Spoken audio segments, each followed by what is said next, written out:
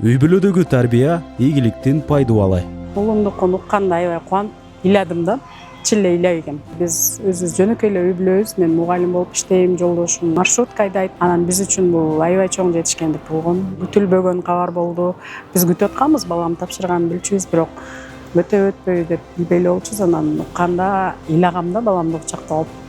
Балам 4-классында ошол жетишкен ийгиликтери 4-классында башталган.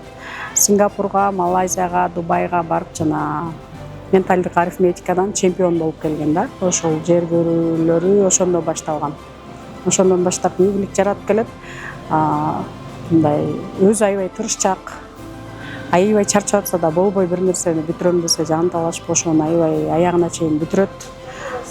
Жоопкерчиликтүү бир нерсе айтсаң ошону чарчап турса дагы аткарып берет да. Лицейге аябай ыраазыбыз. Бизге ошондой шарт түзүп берди. Анан дайыма балама да айтам, алардын бизде акысы бар, анткени биз элдей болуп акча төлөп элебиз. Биз бекер окутабыз ошол жерде.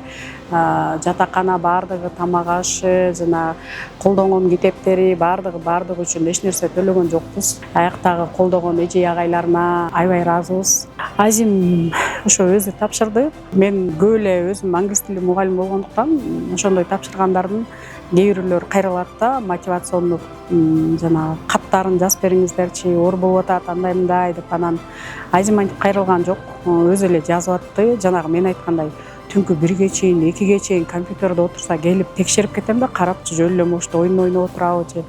Мама письмо ушундай кат жазып атам дейт. Анан аны жаза аласың, жардам берейин десем, жок, өзүм жазышым керек экен, суроолор болуп калса өзүм жооп беришим керек деп, анан бүт баарын өзү жазды да. Мен эч кандай жардам берген жокмун, бирок балам көп түн дегендей түнү менен дагы отуруп иштеп атты да. Ошол убактысы кетти, өзү аракет кылып баарын өзү тапшырды, эч ким деле жардам берген жок, бирок Сапат мектебиндеги мугалимдер жардам берип атты да.